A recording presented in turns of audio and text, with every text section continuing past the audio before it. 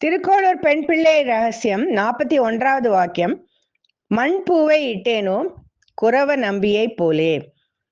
இந்த வாக்கியத்துல ஒரு பக்திமான், அவனோட பேரு பீமன், அவன் ஒரு குயவன், அவனோட பக்தி பத்தி சொல்ல போறா. இந்த திருக்கோளூர் பெண் பிள்ளை ரகசியம் புஸ்தகம், இந்த காவியத்தை பத்தி நம்ம எல்லாரும் தெரிஞ்சுக்கணும் அப்படின்னு நான் ஏன் ஆசைப்பட்டேன் அப்படின்னா, இந்த வாக்கியங்கள் எல்லாமே ஒரு பள்ளிக்கூடம் மாட்டம் நம்ம நினைக்கணும். அதுல நமக்கு வாத்தியார் திருக்கோளூர் பெண் பிள்ளை தான்.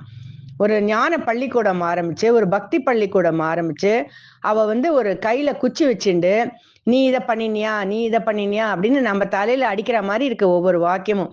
இது பகவத்கீதால பகவான் அர்ஜுனன் கிட்ட பேசும்போது, அவன் அர்ஜுனன் எல்லாருமே நம்ம தான்.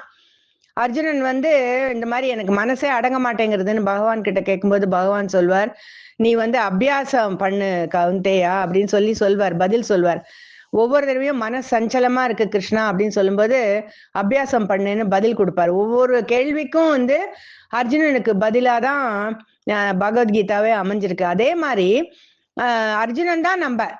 அதே மாதிரி திருக்கோளூர் பெண் பிள்ளை தான் இந்த ஊரை விட்டு வெளியில போறேன்னு சொல்றதெல்லாம் நம்ம தான் இப்ப வெளியில போகணும். ஏன்னா நம்ம இது மாதிரி இவ சொல்ற ஒவ்வொருத்தரும் எப்படிலாம் நடந்துக்கிறா அப்படின்னு பார்த்தா, ஒரு ஆழ்வார் வரதராஜ பெருமாளோட பேசுறார்.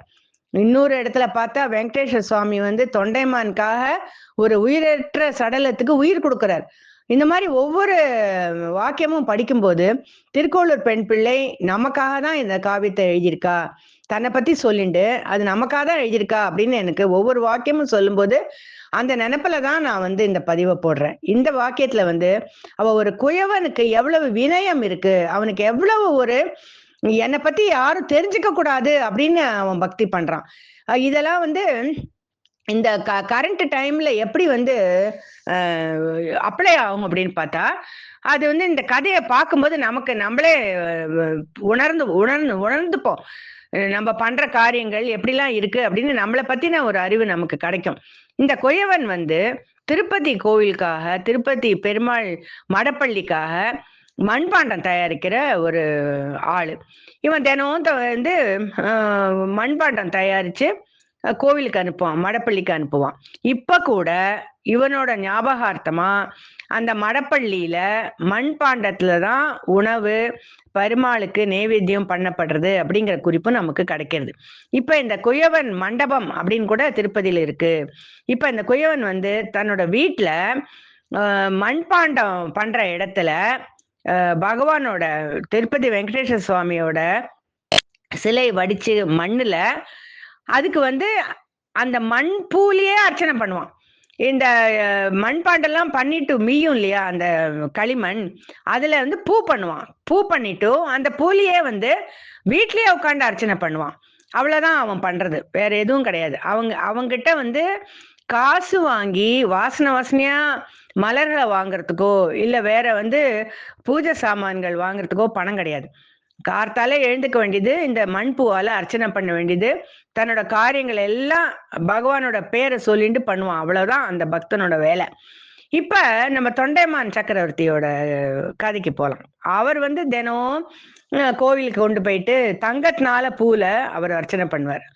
அவரோட பக்தி தினப்படி தொண்டைமான் சக்கரவர்த்தியும் திருப்பதி வெங்கடேஸ்வர சுவாமியும் ஒருத்தர் பேசின்ற மாதிரி நான் நிறைய நிகழ்ச்சிகள் நடந்திருக்கு.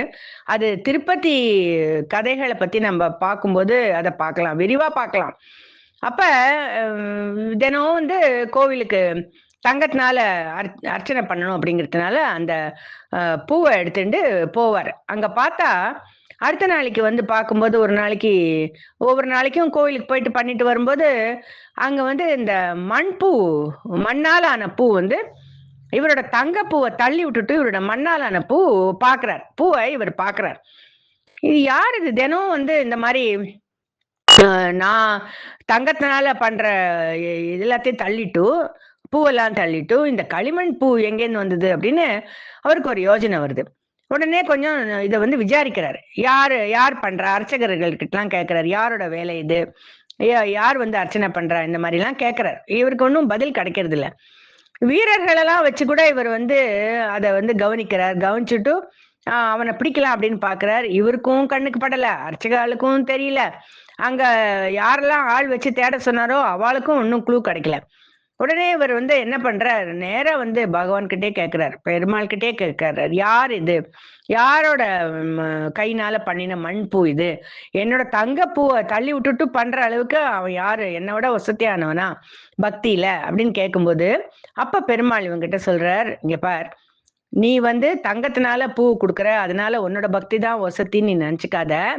அந்த களிமண்ணால பூ கொடுக்குறான் பத்தியா, அந்த களிமண்குள்ள அவனோட பக்தி, அவனோட மனசு அதெல்லாம் வந்து அதுல நிரம்பிருக்கு. அதனால அவன் வந்து ஒரு குயவன், அவன் வந்து இந்த இடத்துல இருக்கான் அப்படின்னு சொன்ன உடனே தொண்டைமான் சக்கரவர்த்திக்கு என்னோட பக்திக்கு யார் அது அவ்வளவு போட்டியா வந்திருக்கிறது, அவனை நான் பார்க்கணும் அப்படி சொல்லி கிளம்பி வந்து பாக்குறதுக்காக வரான். அந்த குயவனை பாக்குறதுக்கு வரான். அதுக்குள்ள இந்த குயவன் வந்து பகவான் கிட்ட என்ன சொல்லியிருப்பான்னா, என்னோட இந்த விஷயம், நான் உனக்கு வந்து இந்த களிமண் பூனால கொடுக்குறேன், அர்ச்சனை பண்றேன் அப்படிங்கிற விஷயம் வந்து யாருக்குமே தெரியக்கூடாது. அந்த மாதிரி தெரிய வந்துடுத்துன்னா அதுதான் என்னோட கடைசி நாளா இருக்கும் என்னோட வாழ்க்கையில அப்படிங்கிற மாதிரி அவன் பெருமாள் கிட்ட வேண்டிட்டு இருப்பான். அப்ப இந்த பெருமாள் வந்து இவனுக்கு வந்து முக்தி கொடுக்கறதா தீர்மானிச்சு விடுறாரு. இப்ப தொண்டைமான் கிட்ட சொல்றாரு, நீ போய் பாரு, அவன் இந்த இடத்துல இருக்கான், அவன் என்ன பண்றான் போய் பாரு அப்படின்னு அனுப்பும்போது, தொண்டைமான் சக்கரவர்த்தி இந்த குயவனோட வீட்டுக்கு வந்து பார்த்தா, குயவன் வீட்டுலதான் அந்த பூவை வந்து சமர்ப்பிச்சிருக்கான். அங்க வீட்லயே ஒரு வெங்கடேஸ்வர சுவாமியோட ஒரு விக்கிரகத்தை மண்ணால பண்ணி, மண் பூனால அர்ச்சிச்சு தன்னோட வேலையை தொடர்ந்து பண்ணிட்டு இருக்கான். அவன் வந்து அவனோட அந்த மண் பூ கோவில் வரைக்கும் போய் தொண்டைமான் சக்கரவர்த்தியால கைனால கொடுக்கப்பட்ட அந்த தங்க பூவை தள்ளி விட்டுட்டு இவனோட பூ உக்காண்டிருக்கு அப்படின்னா எப்பேற்பட்ட பக்திமானா இருப்பான் அவன். அவனை பத்தி வந்து தெரிஞ்சுக்கும் போது தொண்டைமான் சக்கரவர்த்திக்கு ரொம்ப ஆச்சரியமா இருந்தது. அப்ப பகவான் நினைச்ச மாதிரி இவனுக்கு இந்த விஷயம், இவனோட விஷயம் தெரிஞ்சுடுத்து இல்லையா, அப்ப வந்து அவனுக்கு வந்து முக்தி, அந்த நாள் தான் அவனோட முக்தி நாள் அப்படின்னு சொல்லி அந்த கதையை இந்த இடத்துல வந்து திருக்கோளூர் பெண் பிள்ளை முடிச்சுட்டு அவ சொல்றா, நான் என்ன மண்பூ வந்து சமர்ப்பிச்சேனா இந்த மாதிரி வெங்கடேஸ்வர சுவாமிக்கு, நான் இந்த மாதிரி பக்திமானா இருந்தேனா அப்படின்னு சொல்லிட்டு அந்த பக்தி நான் பண்ணல, அதனால இந்த ஊரை விட்டு வெளியில போறேன் அப்படின்னு சொல்ற மாதிரி இந்த கதை முடியுது. இப்ப கூட அந்த மண்பாண்டத்துலதான் திருப்பதியில வந்து பெருமாளுக்கு நைவேத்தியம் நடக்கிறதா வந்து சில குறிப்புகள் கிடைச்சிருக்குன்னு சொன்னேன் இல்லையா, அதோட அந்த ஒரு பக்தியோட இந்த எபிசோட நான் முடிக்கிறேன்.